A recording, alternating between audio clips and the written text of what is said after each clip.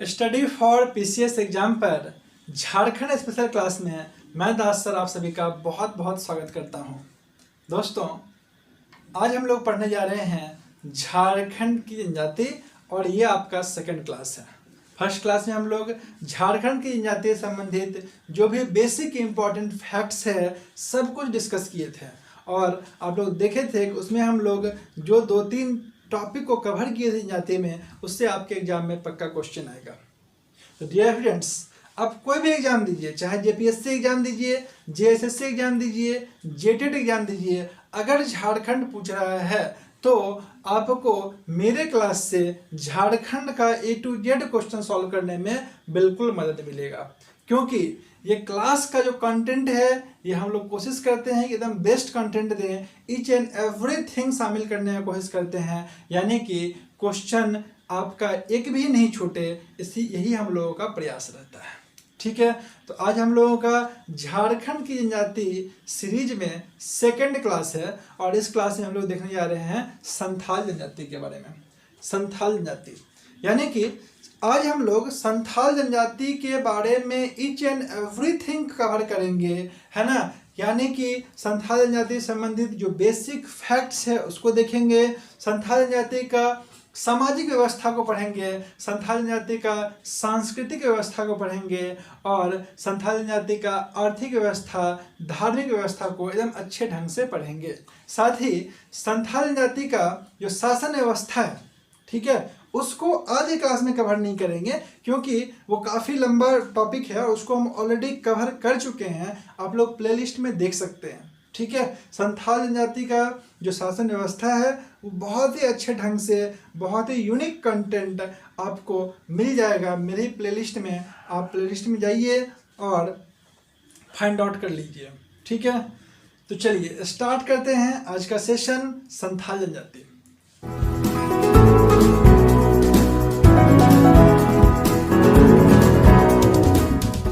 दोस्तों, संथाल जनजाति के बारे में सबसे इम्पोर्टेंट फैक्ट ये है कि संथाल जनजाति जो है, आप लोग जानते हैं सभी को कि झारखंड में सबसे अधिक जनसंख्या की जनजाति का है तो संथाल जनजाति का, यानी कि नंबर 1 पोजीशन पे, फर्स्ट पोजीशन पे क्या है, जनसंख्या के दृष्टिकोण से संथाल जनजाति का है।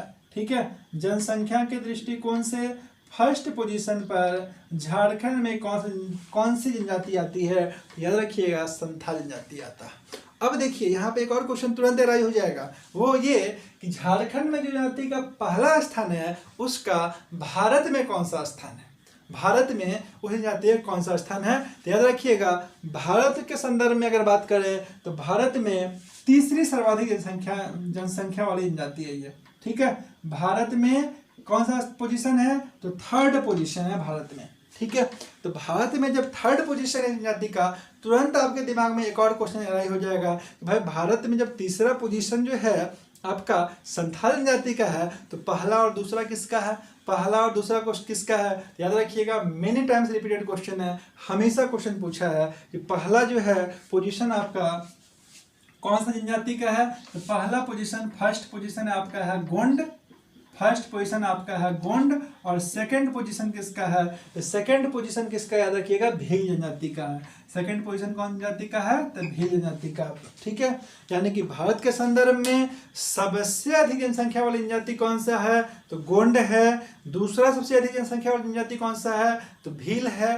तीसरा कौन सा है, संथाल है। लेकिन झारखंड के संदर्भ में अगर बात करें तो पहला जनसंख्या किसका है भाई, तो फर्स्ट पोजीशन पे कौन सा है झारखंड में, तो संथाल जनजाति है। ठीक है, अब आपसे एक क्वेश्चन और फ्रीक्वेंटली पूछा जाता है कि भारत में, ये झारखंड में सबसे अधिक जनसंख्या जो है आपका संथाल जनजाति का है ना, और ये लगभग कितना प्रतिशत है ना। यानी कि संथाल जनजाति झारखंड की कुल जनजातीय जनसंख्या का कितना प्रतिशत है। तो याद रखिएगा, झारखंड की कुल जनजातीय जनसंख्या का संथाल जनजाति 35% है ना।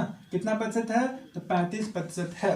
ठीक है, यहाँ से आपके दिमाग में तुरंत क्वेश्चन आएगा कि भाई झारखंड में कुल जनजाति कितना है, कुल जनजाति कितना है। तो अगर आपको पता है तो बताइए, नहीं तो फर्स्ट क्लास देखिएगा, बेसिक क्लास नहीं मिस कीजिएगा। कॉन्सेप्ट क्लियर नहीं रहेगा तो रटिएगा भूलिएगा, रटिएगा भूलिएगा, कोई फायदा नहीं है। समझ गया ना। वैसे भी झारखंड में बहुत ज़्यादा फैक्ट रटने वाला, तो काम का फैक्ट जहाँ पे मजबूरी रटना ही पड़ेगा, जहाँ पे समझ सकते हैं लिंक कर सकते हैं तो लिंक करके पढ़िए, रटना आसान हो जाएगा। समझ गए ना, क्योंकि बहुत सारा फैक्ट ऐसा है जिसको रटना पड़ेगा, आपको कोई उपाय नहीं है। ठीक है, तो झारखंड में भाई जनसंख्या कितना है, 35%। आपसे हम पूछे कि झारखंड में कुल जनजातीय जनसंख्या कितना है, अगर आपको पता है तो कमेंट में जरूर कीजिए, है ना। कितना है कुल जनजातीय जनसंख्या पूछ रहे हैं, प्रतिशत भी पूछता है, कम से कम 5 से 10 बार क्वेश्चन आया होगा, क्वेश्चन बैंक बनाए होंगे आप लोग। तो पूछता है कि झारखंड में कुल जनजातीय जनसंख्या का प्रतिशत कितना है, यानी कि झारखंड का जनसंख्या कुल है उसमें कितना जो है जनसंख्या जनजातीय जनसंख्या है। तो प्रतिशत भी बताइए और नंबर भी बताइए, दोनों का दोनों। क्या आपको पता है फटाफट कमेंट में लिखिए। ठीक है, अब आइए बात करते हैं संथाल जनजाति जो है, नाम से ही पता चलता है भाई झारखंड में संथाल जनजाति का निवास स्थान कहाँ होगा, मुख्य निवास स्थान कहाँ होगा। आपके दिमाग में आ गया होगा कि भाई एक ही प्रमंडल है, कौन सा प्रमंडल, तो संथाल परगना प्रमंडल, है ना। यानी कि संथाल परगना में जो है, संथाल परगना में जो है आपका कौन जनजाति रहता है, कौन जनजाति रहता है, संथाल जनजाति रहता है। ये मुख्य रूप से निवास कहाँ करता है, संथाल परगना में। लेकिन ऐसा नहीं है कि सबका सब संथाली जो है, सबका सब संथाल जनजाति जो है संथाल परगने में जाके बस गया है। वो रांची में भी रहते हैं, पलामू में भी रहते हैं, सिंहभूम में भी है, गिरिडीह में भी है, हजारीबाग में भी आपको मिल जाएंगे। समझ गए ना। तो मुख्य रूप से अगर हम लोग बात करें इसके अलावा, संथाल परगना के अलावा, तो आपका धनबाद, गिरिडीह, हजारीबाग, पलामू, लातेहार, है ना, पश्चिमी सिंहभूम वाला क्षेत्र, ठीक है ना, इसमें भी आपको संथाल जनजाति मिलेंगे। ठीक है ना। तो आपसे ये कभी नहीं पूछेगा कि भाई इसमें संथाल जनजाति कहाँ है, हमेशा मुख्य रूप से पूछता है। तो मुख्य रूप से जब बात आएगा तो संथाल परगना को टिक कर दीजिएगा। ठीक है, अब बात ये आता है कि भाई ये जो जनजाति है भारत में तीसरा पोजीशन रखता है। ठीक है, संथाल जनजाति जो है भारत में तीसरा पोजीशन है। तो क्या सिर्फ झारखंड में पाया जाता है और कहीं नहीं मिलता है, ये क्वेश्चन तुरंत राइज होगा आपके दिमाग में, है ना। तो याद रखिएगा संथाल जनजाति जो है झारखंड के बाहर भी पाई जाती है। भाई बाहर कहाँ मिलेगा, तो संथाल परगना एरिया आप देख रहे हैं किससे सटा हुआ है भाई, या बताइए, बिहार सटा हुआ है। संथाल परगना का आप मैप एकदम मैप देखिए, अगर मैप को का आइडिया नहीं है तो भी झारखंड रटते रह जाइएगा, भूलते जाइएगा, है ना। तो मैप का आपको आइडिया होना चाहिए, और मैप का अगर आइडिया नहीं है तो झारखंड एक अवलोकन जो है प्लेलिस्ट में आपको मिलेगा, उसको जाके देखिए, है ना, ताकि आपको बेसिक अंडरस्टैंडिंग आपका मैप का रहे, दिमाग में एकदम मैप आ जाए संथाल परगना। यस, तो संथाल परगना एरिया जो आप देख रहे हैं ना, तो वहाँ पे आप देखिए कौन सा बॉर्डर दिखाई दे रहा है आपको, तो बिहार का। तो संथाल परगना में संथाल लोग रहता है, तो बिहार में भी संथाल मिलता है आपको, संथाल जनजाति आपको बिहार में मिलेगा। और कौन सा बॉर्डर दिखाई दे रहा है आपको भाई, और आपको बॉर्डर दिखाई देगा कौन सा, तो पश्चिम बंगाल। तो पश्चिम बंगाल में भी जो है सो आपको संथाल जनजाति मिलेगा, है ना। उसके अलावा आप उड़ीसा जाइए, मध्य प्रदेश आ जाइए, असम आ जाइए, ठीक है ना, इस सब में भी आपको जो है संथाल जनजाति मिलेगा। और भारत के बाहर बात कीजिएगा तो चीन में भी अल्प संख्या में, एकदम अल्प संख्या में, कम जनसंख्या में, ठीक है ना, संथाल जनजाति मिलता है। तो ये आपका जो है कुछ बेसिक फैक्ट्स हो गया। अब बात हम लोग कर लेते हैं संथाल जनजाति के बारे में कि क्या संथाल जनजाति जो है ना, क्या संथाल जनजाति संथाल परगना में ही शुरुआत से रहते आ रहे हैं, ये क्वेश्चन आपके दिमाग में आएगा तुरंत, है ना। क्या संथाल परगना संथाल जनजाति का मूल स्थान है, मूल निवास स्थान है, क्या शुरुआत से वो लोग वहीं पर रहते थे, तो ऐसा नहीं है। ऐसा माना जाता है ना, ऐसा बोला जाता है कि झारखंड में आने से पहले, झारखंड में जो संथाल जनजाति बसे हैं उससे पहले वो लोग कहाँ रहते थे, तो पश्चिम बंगाल में रहते थे। संथाल जनजाति कहाँ रहते थे भाई, तो पश्चिम बंगाल में रहते थे। ठीक है, झारखंड आने से पहले पश्चिम बंगाल में रहते थे। और पश्चिम बंगाल में संथाल जनजाति को ना सावतार बोला जाता था। क्या बोला जाता था, सावतार। देखिए एकदम फैक्ट है, एकदम याद रखिएगा, है ना। क्वेश्चन पूछ देगा और रिवीजन रहेगा तो सिर्फ अब बनाइएगा, अगला छोड़ के आएगा। समझ गए ना, क्योंकि सब फैक्ट सब बुक में दिया हुआ नहीं है ना। आपका काम आसान करते हैं, एक साथ 5-6 बुक का कंटेंट एक क्लास में प्रोवाइड करते हैं। एकदम रेगुलर देखिए, वीडियो को दोस्तों को भी जरूर शेयर कीजिए, है ना, लाइक कीजिए, सब्सक्राइब कीजिए। समझ गए, यही आप लोगों का फी भी है। चलिए देखते हैं आगे। अब देखिए जो संथाल परगना के निवासी कौन, संथाल जनजाति, ठीक है। तो संथाल जनजाति लोग जो है ना संथाल परगना में मूल रूप से निवास नहीं करते थे। वो लोग कहाँ से आए थे भाई, तो पश्चिम बंगाल से आए थे। कहाँ से आए थे, पश्चिम बंगाल से। अब पश्चिम बंगाल में उनको क्या बोला जाता था, तो याद रखिएगा पश्चिम बंगाल में उनको सावतार कहा जाता था, सावतार, ठीक है। तो आपके दिमाग में तुरंत एक क्वेश्चन अराइज होगा कि भाई संथाल परगना में संथाल लोग बाद में आए, तो पहले कौन रहता था, तुरंत दिमाग में आ गया होगा, है ना। तो याद रखिएगा संथाल परगना क्षेत्र का जो मुख्य मूल निवासी था ना, वो कौन था, तो पहाड़िया समुदाय के लोग थे। कौन थे, मूल निवासी कौन थे भाई, तो पहाड़िया समुदाय के लोग थे। मूल निवासी कौन थे, तो याद रखिएगा पहाड़िया समुदाय के लोग थे, ठीक है। पहाड़िया समुदाय के लोग थे आपका मूल निवासी, ठीक है। अब यहाँ से एक क्वेश्चन और आता है कि प्रजातीय दृष्टिकोण से, ठीक है ना, प्रजातीय दृष्टिकोण से संथाल परगना कौन प्रजाति में बिलोंग करता है। तो याद रखिएगा 3 टाइप बताए थे प्रजातीय दृष्टिकोण से, 3 भाग में बांटा जाता है, प्रोटो ऑस्ट्रेलॉइड, ऑस्ट्रेलॉइड या फिर प्री द्रविडियन और द्रविडियन। ये हम लास्ट क्लास में बताए हैं, लास्ट क्लास नहीं देखे होंगे तो देख लीजिएगा, कॉन्सेप्ट क्लियर रहेगा, याद नहीं करना पड़ेगा, समझ गए ना। तो संथाल जनजाति जो है ये प्रोटो ऑस्ट्रेलॉइड समूह से बिलोंग करते हैं। किससे बिलोंग करते हैं भाई, तो प्रोटो ऑस्ट्रेलॉइड प्रजातीय समूह से बिलोंग करते हैं, ठीक है। कौन, संथाल जनजाति। यहाँ से एक मोस्ट इंपॉर्टेंट क्वेश्चन फॉर्म होता है कि भाई संथाल जनजाति की जो भाषा है संथाली, कौन सा भाषा है भाई, तो संथाली भाषा है ना। ये जो संथाली भाषा है इसको किस संविधान संशोधन के तहत शामिल किया गया 8वीं अनुसूची में। संविधान का जो आपका 8वीं अनुसूची है ना, 8वीं अनुसूची है, संथाली भाषा को 8वीं अनुसूची में शामिल किया गया है ना। तो ये 8वीं अनुसूची में जो शामिल किया गया है बाबू, तो ये कौन सा संविधान संशोधन के तहत किया गया है, तो याद रखिएगा 92वां संविधान संशोधन, 92वां संविधान संशोधन के तहत जो है इसको 8वीं अनुसूची में शामिल किया गया, संविधान संशोधन के तहत, ठीक है। संशोधन के तहत इसको क्या किया गया है, 8वीं अनुसूची में शामिल किया गया था। ये 92वां संविधान संशोधन कब हुआ था पूछेगा तो याद रखिएगा 2003 में हुआ था। कब हुआ था, 2003 में हुआ था। यानी कि संथालों की प्रमुख भाषा संथाली को, ठीक है ना, संथालों की प्रमुख भाषा संथाली को 92वां संविधान संशोधन 2003 के द्वारा संविधान की 8वीं अनुसूची में शामिल किया गया था। एकदम याद रखिएगा, बहुत इंपॉर्टेंट फैक्ट है, ठीक है। इससे आपका हमेशा क्वेश्चन पूछा जाता रहा है। अब आइए, अब हम लोग बात करते हैं कि संथाल जनजाति का सामाजिक और सांस्कृतिक व्यवस्था कैसा था। संथाल जनजाति का सामाजिक और सांस्कृतिक व्यवस्था कैसा था, थोड़ा सा इस पर फोकस डालते हैं, ठीक है।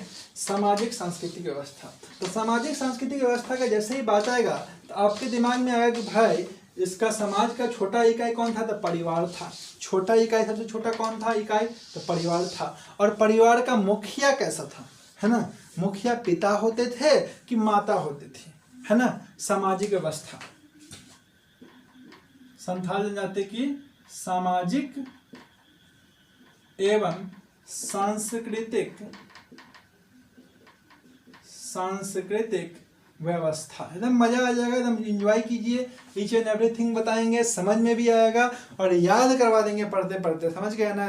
इसलिए क्लास एकदम कंटिन्यू कीजिए, एंजॉय कीजिएगा, है ना। और साथ में दोस्तों को भी इस क्लास के बारे में बताइए, ताकि जो दूर दराज में हैं, जो गांव वाले एरिया में हैं, है ना, वो लोग भी क्लास को अटेंड कर सके, है ना। रांची आकर के कोचिंग करने का जरूरत नहीं पड़े, है ना।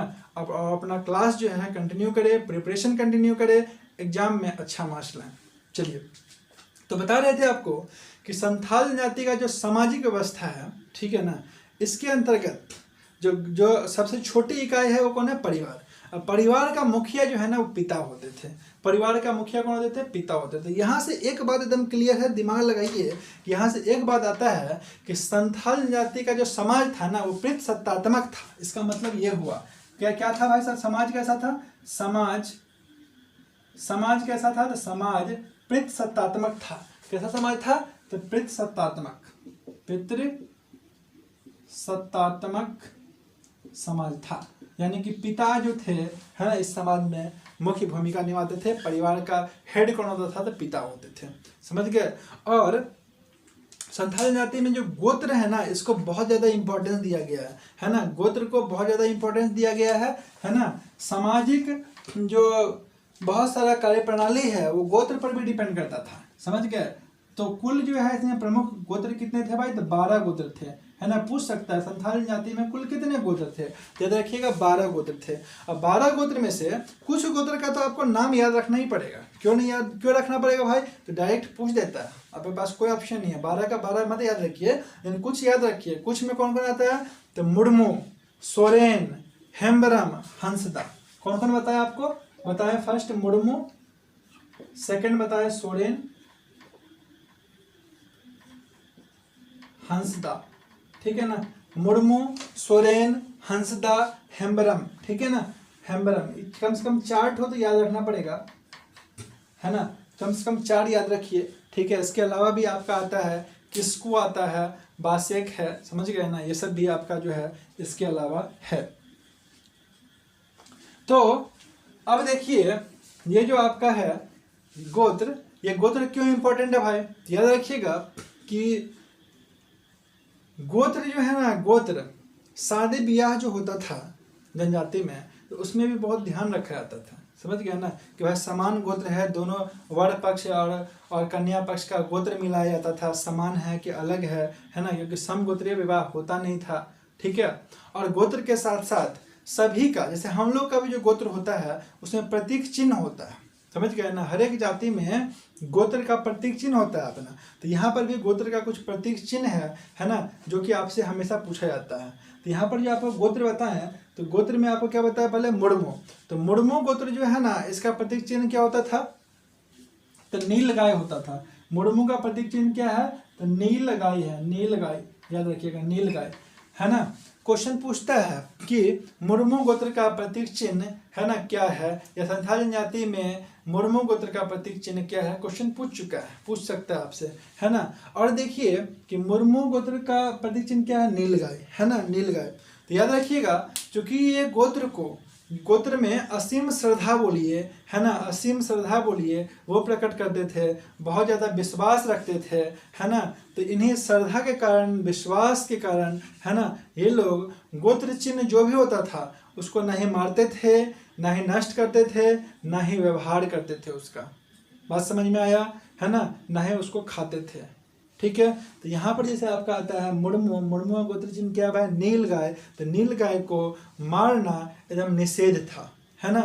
नील गाय को मारना क्या है? निषेध है। नेक्स्ट है आपका हेम्ब्रम। तो हेम्ब्रम जो है आपका, हेम्ब्रम का प्रतीक चिन्ह था पान पत्ता, पान पत्ता। तो अमेजिंग बात यह है कि जो भी संथाल जनजाति हेम्ब्रम गोत्र जिसका भी था, जो भी संथाल जनजाति का गोत्र हेम्ब्रम था वो लोग पान नहीं खाते हैं। समझ गए ना। पान का पत्ता को व्यवहार में लाते ही नहीं है। ठीक है। यानी पान ये लोग नहीं खाते हैं। नेक्स्ट आ जाइए आपका हंसदा। हंसदा का आप नाम ही समझ रहे हैं, हंसदा। हंसदा जिसका प्रतीक चिन्ह क्या होगा भाई? हंस होगा, है ना। तो कैसा हंस? तो जंगली हंस। प्रतीक चिन्ह क्या है इसका? तो जंगली हंस है, जंगली हंस। जंगली हंस तो क्या कर सकता है? ये लोग मार के खा सकता है। तो मारना प्रतिबंध था, खाना प्रतिबंध था, है ना। यानी कि हंस को आप नहीं मार सकते हैं, नहीं खा सकते हैं, है ना। जो पूर्णतः इस पर निषेध है इस जाति में। ठीक है। कौन सी जाति में? संथाल जाति में जिसका गोत्र हंसदा था। ठीक है। नेक्स्ट है आपका सोरेन। सोरेन, सोरेन का प्रतीक चिन्ह जो है ना वह है पक्षी। सोरेन का प्रतीक चिन्ह क्या है? पक्षी। यानी कि ये लोग शिकार पे जब जाते हैं, ठीक है, संथाल जाति में जिनका गोत्र सोरेन है वो लोग जब शिकार उकार पे जाते हैं तो लोग पक्षी का शिकार नहीं करते हैं, क्योंकि पक्षी को मारना या फिर खाना पूर्णतः निषेध किया गया है संथाल जाति के सोरेन वाले गोत्र वाले आदमी लोग को। समझ गया ना।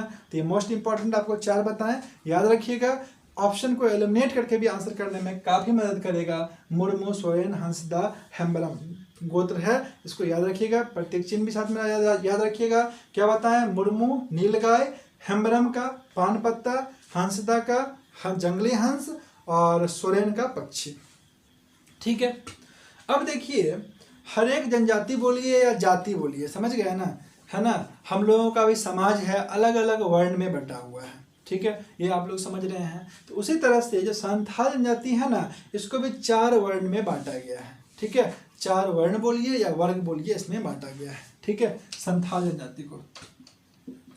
जनजाति को 4 वर्ण में, है ना, वर्ण में या वर्ग में बांटा गया है, ठीक है। ये जो वर्ण या वर्ग है ना, इसको संथाली भाषा में, समझ गए ना, संथाली भाषा में हड बोला जाता है। क्या बोला जाता है? हड बोला जाता है, हड, ठीक है। हडों बोल सकते हैं आपको, वर्गों में बांटा गया है, ठीक है, वर्गों में बांटा गया तो हड में बांटा गया, ठीक है।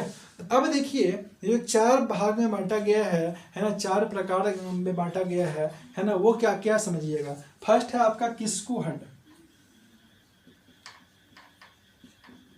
किस्कू हड। ये जो किस्कू हड है ये किस टाइप का कैटेगरी है?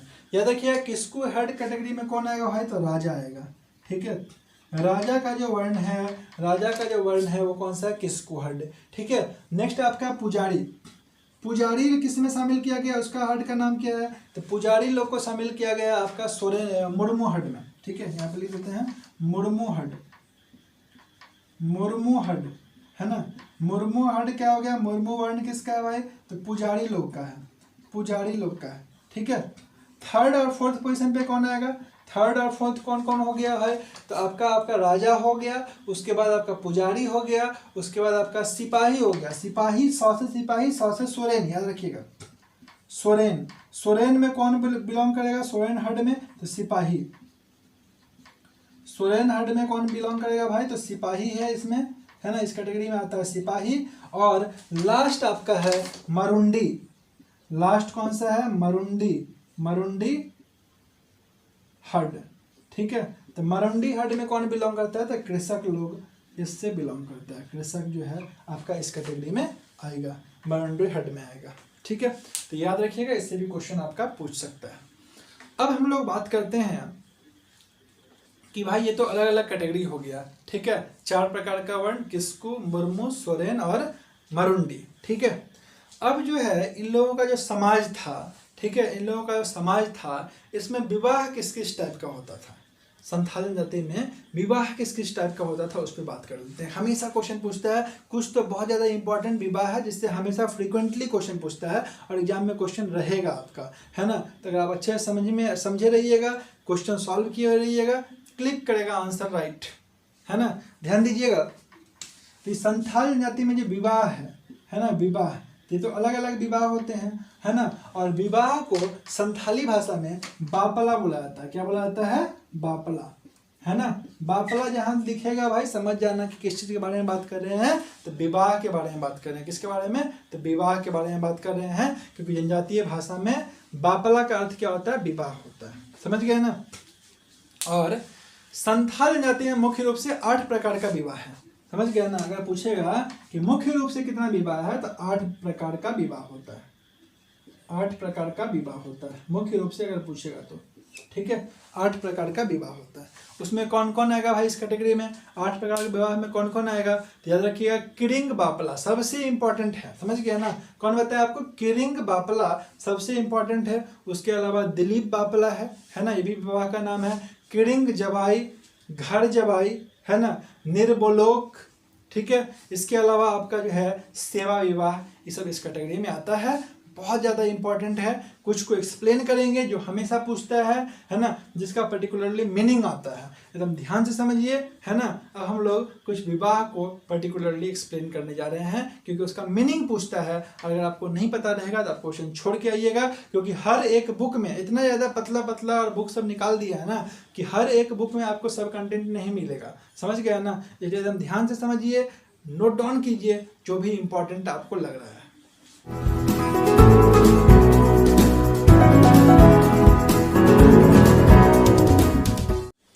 तो संथाल जाति में जो सबसे प्रचलित विवाह है वो कौन सा है आपको बताएं? किरिंग बापला। कौन सा विवाह है? विवाह का नाम क्या है भाई? विवाह का नाम अगर पूछेगा तो क्या वाला है बताइएगा? किरिंग बापला, किरिंग बापला, ठीक है, बापला। तो संथाल जनजाति की सबसे, संथाल जनजाति में प्रचलित सर्वाधिक प्रचलित विवाह अगर पूछे तो किरिंग बापला कर दीजिएगा। इसमें किरिंग बापला में क्या होता है भाई, इसमें क्या होता है कि माता के द्वारा जो है मध्यस्थ के माध्यम से है ना विवाह तय किया जाता है, समझ गए। यानी कि माता जो है इसमें मुख्य भूमिका निभाती है ना विवाह तय करने में। और इम्पोर्टेंट बात यह है कि इसमें जो है ना, इसमें आपको वर पक्ष जो होता है ना, वर पक्ष, ठीक है, यानी कि लड़का पार्टी, ठीक है, तो लड़का पार्टी जो है आपका वर पक्ष जो है उसके ओर से जो कन्या पक्ष को वधु मूल्य दिया जाता है, समझ गए ना। क्या दिया जाता है भाई, तो वधु मूल्य दिया जाता है। और वधु मूल्य को जनजातीय भाषा में पोन कहा जाता है। क्या बोला जाता है, पोन बोला जाता है ना। विवाह में क्या दिया जाता है भाई, तो वधु मूल्य दिया जाता है, और वधु मूल्य को क्या बोला जाता है, पोन बोला जाता है। बहुत बार ये क्वेश्चन आया है, एकदम VVI है ना, ये दोनों का दोनों क्वेश्चन है ना, एकदम दिमाग में सेट कर लीजिए, मेनी टाइम्स रिपीटेड क्वेश्चन है, ठीक है। अब आपके दिमाग में ये चल रहा होगा कि भाई ये जो जनजाति लोग है ना, ये लोग क्या एक ही विवाह करते थे, ठीक है। तो याद रखिएगा, आमतौर पे जो संथाल जनजाति में एक ही विवाह का प्रचलन था। कितना विवाह होता था, तो एक विवाह होता था। लेकिन ऐसा नहीं है, कुछ विशेष परिस्थिति में है ना पति को दूसरा विवाह करने का क्या था, छूट था। पति को दूसरा विवाह करने का छूट था। ये लोग देखिए एकदम मतलब जो इन लोगों का संस्कृति था है ना, और समाज था है ना, वो जो है तो काफ़ी मतलब जो है सो एकदम अप टू डेट बोल सकते हैं। अप टू डेट किस मामले में, तो सोच के मामले में, समझ गए ना। क्योंकि संथाल जाति में जो है ना बाल विवाह नहीं होता था, बाल विवाह नहीं होता था है ना, अभी भी नहीं होता है। बट आप देख सकते हैं कि भारत में ही जो है बहुत सारा आपको ऐसा जाति मिलेगा, ऐसा वर्ग मिलेगा जिसमें बाल विवाह जो है आपका मस्ट है ना। अभी भी चोरी छिपे बाल विवाह हो जाता है। बट संथाल समाज में क्या था, बाल विवाह का प्रथा नहीं था है ना। ये आपसे क्वेश्चन पूछ सकता है, ध्यान रखिएगा, ठीक है। और ये जो समाज था, ठीक है ना, इस समाज में जो कोई भी क्राइम होता था, ठीक है, तो छोटा मोटा क्राइम जो होता था ना, तो उसका तो आपका पंचायत स्तर पे, गांव स्तर पे उसका जो है सो आपका समाधान कर लिया जाता था, ठीक है। बट संथाल समाज में मान लीजिए कोई बड़ा क्राइम हो गया। बड़ा क्राइम किस टाइप का होता था भाई, तो जैसे आपका यौन अपराध हो गया है ना, समगोत्रीय विवाह हो गया। बताया ना कि समान गोत्र में, सेम गोत्र में आपका शादी नहीं होता था है ना, होता है। जैसे मान लीजिए आपका भी किसको है, लड़का का भी किसको, लड़की का भी लड़का का भी हंसदा, लड़की का भी हंसदा, तो आपका सेम गोत्र हो गया, उसमें शादी नहीं होगा है ना। और अगर आप समगोत्रीय विवाह कर लिए, सेम गोत्र में शादी कर लिए, समझ गए ना, तो इसको गंभीर अपराध में शामिल किया जाता था, समझ गए ना, गंभीर अपराध में शामिल किया जाता है। यानी कि यौन अपराध, समगोत्रीय विवाह है ना, इस सबको गंभीर अपराध में शामिल किया जाता था। और गंभीर अपराध के लिए जो कठोर सजा था उसको बिटलाहा बोलते हैं है ना। यानी कि संथाल जाति का सर्वाधिक कठोर सजा अगर आपसे पूछता है, सर्वाधिक कठोर सजा अगर आपसे पूछता है, तो याद रखिएगा सर्वाधिक कठोर सजा क्या था, तो उसको बोलते हैं बिटलाहा। क्या बोलते हैं, तो बिटलाहा बोलते हैं है ना। अब ये बिटलाहा क्या होता है, बिटलाहा का शाब्दिक अर्थ क्या होता है, आपके दिमाग में तुरंत आ गया होगा। बिटलाहा में जो है किस टाइप का सजा दिया जाता है ना, तो याद रखिएगा बिटलाहा जो होता है ना, इसमें दोषी को समाज से बहिष्कृत कर दिया जाता है। यानी कि आपका जो समाज है, गांव है, बाहर कर देता था उसी से, समझ गए ना। यानी कि बिटलाहा का शाब्दिक अर्थ क्या होता है बाबू, सामाजिक बहिष्कार। सामाजिक बहिष्कार, आपको क्या कर दिया जाएगा, समाज से निकाल दिया जाएगा, ठीक है। यहाँ से एक इम्पॉर्टेंट क्वेश्चन आता है आपको, जैसा कि आपको बताए थे कि संथाल परगना का मूल निवासी कौन थे, पहाड़िया समुदाय के लोग थे है ना, पहाड़िया समुदाय के लोग थे। और यहाँ पर जो है आपको वो लोग बसाए गए थे है ना। कुछ इतिहासकार का तो मानना है कि भाई ये तो अंग्रेजों का कूटनीतिक परिणाम का जो है आपका परिणाम है ना, कूटनीतिक का परिणाम है, ठीक है। बट यहाँ से एक मोस्ट इंपॉर्टेंट क्वेश्चन पूछता है कि संथालों का निवास स्थान है ना किसको बोला जाता है, याद रखिएगा दामिन एकोह को बोला जाता है ना, संथालों का निवास स्थान।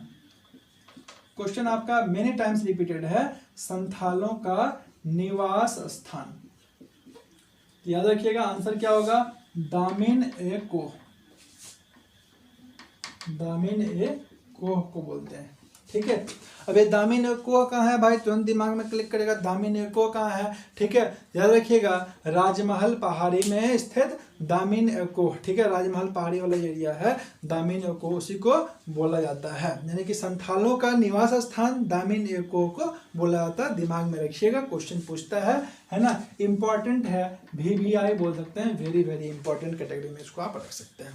अब समझते हैं संथाल जनजाति का धार्मिक व्यवस्था क्या था, है ना, यानी कि धर्म के मामले में ये जनजाति किस टाइप के थे। तो याद रखिएगा, मेनी टाइम्स रिपीटेड क्वेश्चन है, पूछता है कि संथालों का सर्वोच्च देवता कौन थे, संथालों का सर्वोच्च देवता कौन थे। तो यहाँ पर 2-3 नाम आता है जो आपको ऑप्शन में मिल सकता है ना, 2-3 नाम ऑप्शन में मिल सकता है। याद रखिएगा, सबसे पहला नाम आएगा सर्वोच्च देवता में, जब भी संथालों का सर्वोच्च देवता के बारे में बात किया जाएगा, ठीक है ना, सर्वोच्च देवता के बारे में बात किया जाएगा, ठीक है ना। इसमें 2-3 नाम आपके दिमाग में तुरंत क्लिक करेगा, है ना। पहला आएगा आपका मरांग बुड़ो, पहला कौन सा आएगा, मरांग बुड़ो, मरांग बुड़ो। मरांग बुड़ो अगर ऑप्शन में नहीं दिया हुआ है, मरांग बुड़ो नहीं दिया हुआ है, तो दिया रहेगा ठाकुर जी। क्या दिया रहेगा भाई, ठाकुर जी, है ना। अब मान लीजिए ठाकुर जी भी ऑप्शन में नहीं दिया हुआ है, तो दिया रहेगा सिंह बोंगा, सिंह बोंगा। तो ये तीनों में से अगर कुछ भी ऑप्शन में दिया हुआ है तो आप उसको टिक कर सकते हैं, आपका आंसर राइट होगा। अगर आप सिंह बोंगा रटे गए हैं, ये दोनों में से कोई दे दिया, तो इसका मतलब ये नहीं हुआ क्वेश्चन गलत दे दिया है ना। ये दोनों में, तीनों में से कुछ भी ऑप्शन में रहता है, सर्वोच्च देवता है मरांग बुड़ो या फिर ठाकुर जी, है ना, या फिर जो है सिंह बोंगा, है ना। संथाल जाति में ऐसा मान्यता है कि सिंह बोंगा को ही जो है सृष्टि का रचयिता माना गया है। किस क्या माना गया है, सृष्टि का रचयिता माना गया है। और ये जो सिंह बोंगा है ना, ये किसके प्रतिरूप है भाई, जो सूर्य के प्रतिरूप हैं, सूर्य के प्रतिरूप। क्या है भाई, सूर्य के प्रतिरूप हैं। इनको सृष्टि के रचयिता बोला जाता है, सृष्टि के रचयिता बोला जाता है। एकदम ध्यान से समझिए, समझते समझते सब फैक्ट याद करवा देंगे। दोबारा वीडियो देखिएगा तो और कॉन्फिडेंस लेवल अप हो जाएगा, है ना। इसलिए क्लास को एकदम रेगुलर अटेंड कीजिए, वीडियो को दोस्तों के बीच जरूर शेयर कीजिए। और अगर आप टेस्ट भी देना चाहते हैं, है ना, JSSC का या JPSC का या फिर JTET का, झारखंड संबंधित अगर टेस्ट भी देना चाहते हैं फ्री में, तो हमारा ऐप जो है ना, आपका दास सर ऑफिशियल, उसको जरूर अपलोड इंस्टॉल कर लीजिए अपने सिस्टम में। Das sir official, Das sir official जो लर्निंग ऐप है ना, Das sir official the learning app को जरूर इंस्टॉल कीजिए, क्योंकि इस पर आपको टेस्ट भी मिल जाएगा JPSC का, JSSC का, है ना। साथ में बहुत सारा कंटेंट आपको फ्री में मिलेगा, ठीक है, बहुत सारा कंटेंट फ्री में मिलेगा।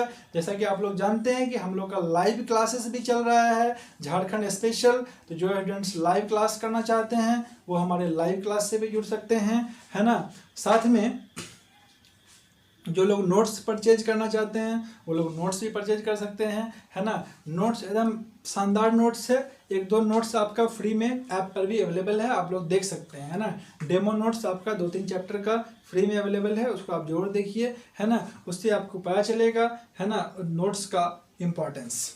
चलिए आगे बढ़ते हैं। आपको बता रहे थे कि मरांग बुड़ो ठाकुर जी या सिंह बोंगा, मरांग बुड़ो ठाकुर जी या सिंह बोंगा को क्या बोला गया है, संथालों का सर्वोच्च देवता बोला गया है ना। इनको क्या बोला जाता है, सृष्टि के रचयिता बोला जाता है। ये क्या है भाई, सिंह बोंगा क्या है, जो सूर्य का प्रतिरूप भी बोला जाता है, समझ गए।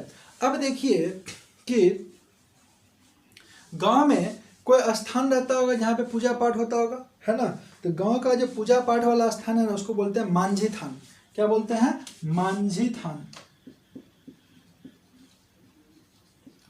मांझी थान, एकदम ध्यान रखिएगा, इसे टॉप टर्म है ना, मांझी थान। मांझी थान क्या है, तो गांव के बीच में होता है। मांझी थान क्या है, गांव के बीच में होता है। यहाँ पर मांझी का, यहाँ यह जो है आपका मांझी हराम बोंगा का निवास स्थान होता है। किसका होता है, मांझी हराम बोंगा का निवास स्थान होता है, समझ गए ना। और यहाँ पर क्या होगा भाई, मांझी थान में क्या होगा, तो गांव का मांझी जो है वो पूजा पाठ करेगा। मांझी थान में क्या करेगा, मांझी जो है वो पूजा पाठ करता है। क्या करता है, तो पूजा पाठ करता है, ठीक है, पूजा पाठ करता है, ठीक है। उसके अलावा चूंकि यह गांव के बीच में होता है तो यहाँ पर ना पंचायत भी बैठता है, ठीक है ना। प्रायः पंचायत जो है कहाँ बैठता है, तो मांझी थान में पंचायत ही बैठता है। अब देखिए ये तो आपका गांव के बीच में हो गया एक पूजा पाठ का स्थल, है ना। पंचायत बैठता है यहाँ पर, ठीक है ना। पंचायत स्थल जो है बोल सकते हैं हम लोग, पंचायत स्थल भी ये है, ठीक है, मांझी लोग का, ठीक है। और एक यहाँ से क्वेश्चन इंपॉर्टेंट बात ये उठता है कि जो गांव के बाहर है, ठीक है ना, तो गांव के बाहर एक होता है जाहिर थान। क्या होता है, जाहिर थान, जाहिर थान, ठीक है। गांव के बाहर क्या होता है, जाहिर थान होता है। अब ये जाहिर थान क्या है, याद रखिए गांव के बाहर जो है ना सखुआ या महुआ के पेड़, ठीक है ना, के बीच जो है आपका जाहिर थान होता है, ठीक है ना। जाहिर थान में क्या होता है भाई, तो यहाँ पर जो है ना गांव का जो प्रधान देवता है, ग्राम देवता है, ठीक है। प्रधान ग्राम देवता कौन है, क्वेश्चन पूछेगा तो ध्यान रखिएगा, प्रधान ग्राम देवता को जाहिर एरा बोलते हैं। प्रधान ग्राम देवता को क्या बोलते हैं बाबू, जाहिर एरा बोलते हैं, जाहिर एरा बोलते हैं, ठीक है। जाहिर एरा, ये जाहिर एरा जो है, जो गांव के प्रधान ग्राम देवता है ना, वो कहाँ रहते हैं, तो जाहिर थान में रहते हैं, है ना। जाहिर थान बेसिकली क्या है, तो गांव के बाहर आपका सखुआ या महुआ के पेड़ के बीच का स्थान होता है, ठीक है। अब देखिए ये जाहिर थान में जो है, ये जाहिर थान में जो है, ये जाहिर एरा के अलावा, है ना, गांव के जो अन्य प्रमुख देवी देवता है वो लोग भी यहाँ पर क्या करते हैं, निवास स्थान करते हैं, है ना, निवास करते हैं, ठीक है। अब यहाँ पर आपके दिमाग में एक तुरंत क्वेश्चन अराइज हो रहा होगा, वो अराइज हो रहा होगा कि संथाल जनजाति का धार्मिक प्रधान कौन होता है, धार्मिक प्रधान को क्या बोलते हैं। धार्मिक प्रधान मतलब हो गया जो पूजा पाठ सब करता है, ठीक है। धार्मिक प्रधान को क्या बोलते हैं, ध्यान रखिएगा, संथाल जनजाति का धार्मिक प्रधान है उसको नाइके बोलते हैं। क्या बोलते हैं, नाइके, नाइके बोलते हैं, ध्यान रखिएगा। मेनी टाइम्स रिपीटेड क्वेश्चन है, पूछा है, ठीक है। अब यहाँ पे हम लोग एक बात कर लेते हैं, अब यहाँ पे हम लोग एक टर्म आता है आपको, संथाल जनजाति में जो है आदमी लोग जो है आपका मरने के बाद किस टाइप का सिस्टम था संथाल जनजाति में, याद रखिएगा। यहाँ पर जो है ना आपको सबको जलाने और दफनाने दोनों तरह का सिस्टम था, क्योंकि कुछ लोग तो ईसाई धर्म को अडॉप्ट कर लिए थे, है ना। बहुत सारा जो है आपका हिंदू धर्म से जो है सो आपका प्रभावित थे, है ना, कुछ ईसाई धर्म से प्रभावित थे। तो दोनों तरह का सिस्टम है आपका, सबको जलाने का और दफनाने का, दोनों तरह का, ठीक है, याद रखिएगा। यहाँ से आपका 3-4 पॉइंट हम बता रहे हैं, हट जाइएगा। मेनी टाइम्स क्वेश्चन पूछता है, एक तो आपसे पूछेगा युवा गृह, संथाल जनजाति का युवा गृह, युवा गृह, तो युवा गृह को क्या बोलते हैं, घोटुल बोलते हैं, है ना। युवा गृह को क्या बोलते हैं, देखिए घोटुल बोलते हैं, घोटुल, युवा गृह को घोटुल बोलते हैं। एक और जनजाति का युवा गृह को घोटुल बोलते हैं, ये हम लास्ट क्लास में बताए थे, है ना, लास्ट क्लास में बताए थे। ये क्वेश्चन पूछा भी जा चुका है एग्जाम में, तो अगर आपको याद होगा तो बताइएगा कि और वो कौन सी जनजाति है जिसके युवा गृह को घोटुल बोला जाता है। बेसिकली युवा गृह होता क्या है ना, आपके दिमाग में ये क्वेश्चन आ रहा होगा कि भाई युवा गृह क्या होता है। तो आप देख रहे होंगे कि युवा मतलब क्या, जो आपका 10-12 साल के जो है सो युवक युवती हो गया, है ना, उन लोगों को युवा कैटेगरी में रखेंगे। और गृह मतलब घर होता है, यानी कि घोटुल जो है संथाल जनजाति में एक प्रकार का घर होता है, समझ गए ना, एक प्रकार का घर होता है ना, जिसको हम लोग सामाजिक संस्थाएं बोल सकते हैं। जहाँ पर जो 10-12 साल के जो बच्चे होते हैं ना, उन लोगों को क्या किया जाता है, 10-12 साल के बच्चे को शिक्षण प्रशिक्षण दिया जाता है, ठीक है ना। इस युवा गृह में शिक्षण प्रशिक्षण किस चीज़ का दिया जाता है भाई, तो संथाल जनजाति का जो सभ्यता है, संस्कृति है ना, सामाजिक व्यवस्था है ना, गाना है, गीत है, संगीत है ना, इनका जो अपना जो है सो क्या बोलते हैं अर्थव्यवस्था है, इन सब के बारे में बताया जाता है, इन सब के बारे में शिक्षण और प्रशिक्षण दिया जाता है, समझ गए ना, युवा गृह में, याद रखिएगा। इसके अलावा संथाल जाति में गांव को क्या बोलते हैं, अगर पूछेगा तो गांव को बोलते हैं आतो, गांव को क्या बोलते हैं, आतो बोलते हैं, आतो, ठीक है। आपके दिमाग में आ सकता है गांव का प्रधान कौन होगा भाई, गांव का प्रधान कौन होगा, आतो का प्रधान कौन होगा, आतो का जो प्रधान होगा उसको बोलते हैं मांझी। आतो का प्रधान क्या किसको बोलते हैं, मांझी को बोलते हैं, मांझी को बोलते हैं। आपको ध्यान होगा अगर आप जेपीएससी का प्रिपरेशन कर रहे होंगे, है ना, तो आपका जेपीएससी में झारखंड के इतिहास से 7 क्वेश्चन आने वाला है, जिसमें एक टॉपिक है आपका मांझी शासन व्यवस्था। तो मांझी शासन व्यवस्था बेसिकली जो है संथाल का शासन व्यवस्था है, संथाल जनजाति का शासन व्यवस्था है। इसको हम लोग अभी डिस्कस नहीं कर रहे हैं, बट ऑलरेडी डिस्कस कर चुके हैं एकदम डिटेल्ड में। शानदार कंटेंट आपको हम ऑलरेडी दिए हुए हैं, यूट्यूब पे वीडियो हमारा है ना। इसको आप जरूर देखिएगा अगर आप जेपीएससी का प्रिपरेशन कर रहे हैं तो।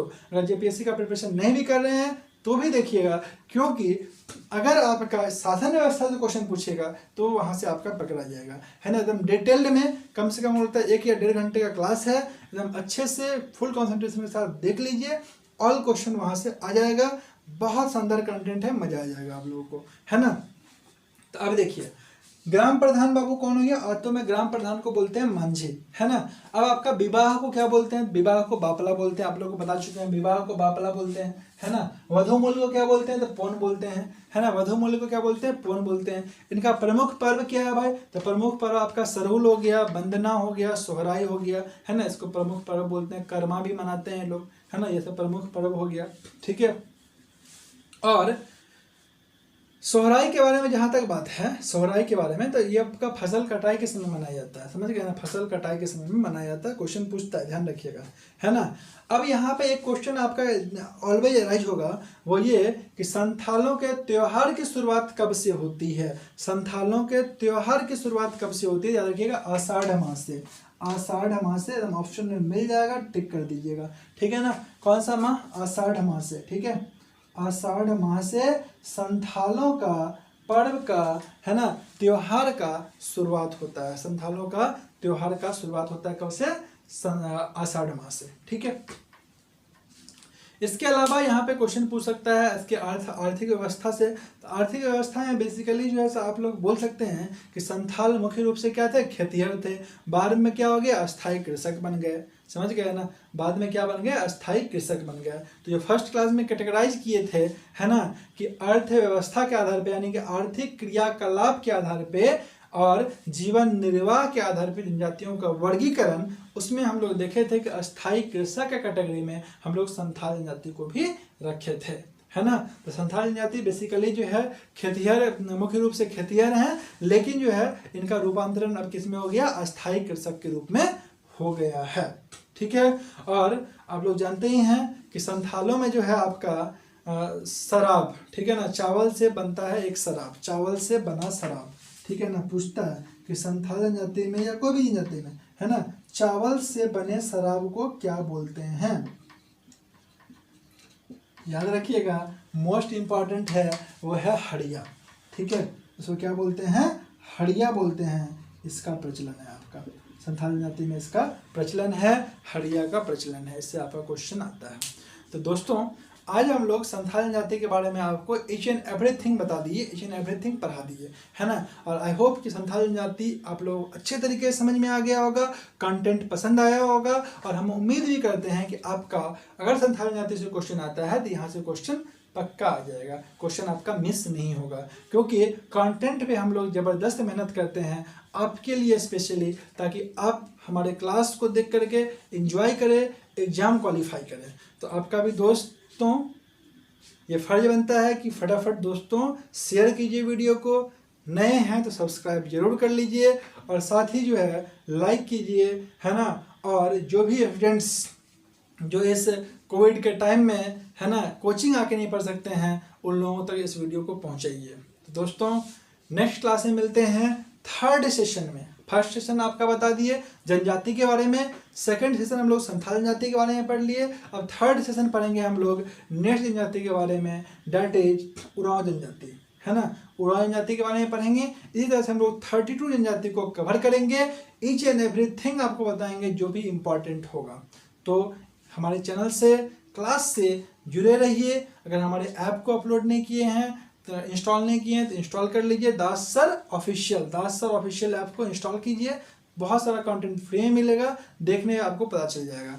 और इसके साथ ही अगर आप हमारे लाइव बैच से जुड़ना चाहते हैं, है ना, लाइव ऑनलाइन क्लास झारखंड का करना चाहते हैं, है ना, तो जो भी नंबर दिया गया है उस पर कॉन्टैक्ट कीजिए, कॉल कीजिए, क्योंकि हमारा बैच जल्द ही स्टार्ट हो रहा है। Thank you very much students, and all the best for your exam.